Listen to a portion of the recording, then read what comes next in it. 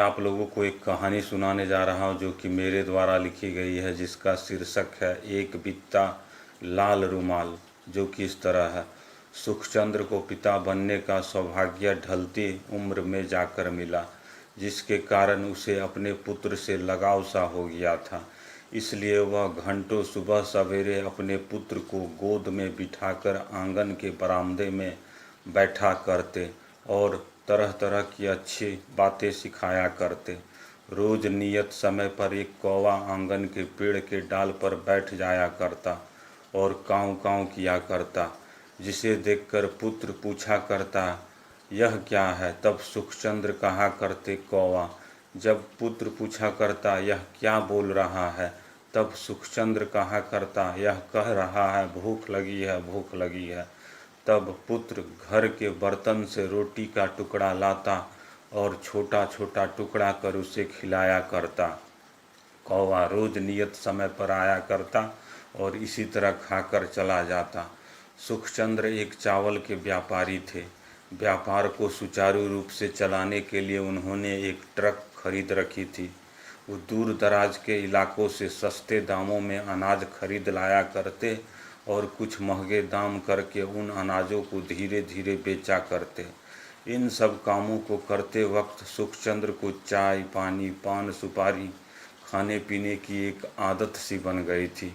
वो स्वयं तो ऐसा करते ही साथ ही अपने संगे साथियों को भी इन सब चीज़ों का भरपूर आनंद दिया करते। अपना व्यापार करते करते उनकी सारी उम्र पार हो गई। उनकी दाढ़ी मूछें भी पक आई। अपने छोटे भाई को कुछ न करता देख और अपनी ढलती उम्र को देखकर सुखचंद्र ने अपना व्यापार कारोबार देखने का जिम्मा अपने छोटे भाई को दे डाला। वक्त बीतता गया, व्यवसाय चलता रहा। एक वक्त ऐसा भी आया कि सुखचंद्र को अपने जेब खर्चे के लिए अपने छोटे भाई के पास हाथ फैलाना पड़ता। कभी कभी तो उनको कुछ रुपए मिल जाया करती, लेकिन यह भी कहा जाता, महंगाई का ज़माना है, खाने पीने को तो रोज़ मिल ही जाया करती, तो इसकी क्या ज़रूरत। सुखचंद्र की लाचारी ऐसी थी कि जिसे न तो कुछ कहते बनती न ही कुछ करते। एक दिन हर रोज़ की भांति शाम की बेला में सुखचंद्र दोस्त यारों के साथ सैर सपाटे को निकले। पुराने दोस्तों के रास्ते में मिल जाने के कारण उन्हें चाय की दुकान पर जानी पड़ी। चाय की चुस्की और पुराने दिनों की यादगार लम्हों में कुछ इस तरह खो जाते हैं कि उन्हें कुछ याद भी नहीं रहता। बातों बातों में किसी ने मजाक में यह कह डाला, आज की पार्टी सुखचंद्र जी के नाम थी, इसलिए आज वो इसकी भरपाई करेंगे। लेकिन उनकी खाली जेबों का चोट ऐसा था कि उन्हें ऐसा लगा जैसे उनकी आज नाक कट गई हो। ऐसी घटना घटने के बाद सुखचंद्र अपने दोस्त यारों के साथ घूमना छोड़ देते हैं। दिन रात आंगन के बरामदे में अब बैठा करते। यह सब देखकर घर के कुछ लोगों को रहा नहीं जाता। आस पड़ोस के लोगों की मिली भगत के कारण घर का बंटवारा भी कर दिया जाता है। सुखचंद्र के हिस्से में वो ज़मीन मिली जो बंजर होती है। लेनदारों की बात कह झोपड़ी का घर उनके हिस्से में दे दिया जाता है। कुछ समय बाद बाढ़ आने के कारण उनका छोटा पुत्र भी बाढ़ में बह जाता है।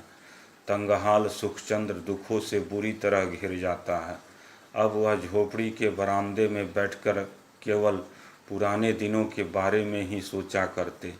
एक दिन वो कौवा आता है और काँव काँव करने लगता। सुखचंद्र कौवे को देखकर कहता है, आज मेरे पास तुम्हें देने को कुछ भी नहीं है।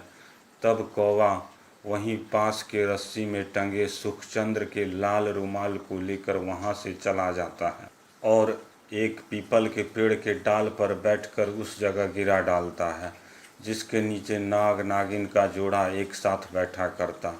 वह लाल रुमाल उन दोनों सर्पों के सिर से एक साथ ढककर नीचे गिर पड़ती है।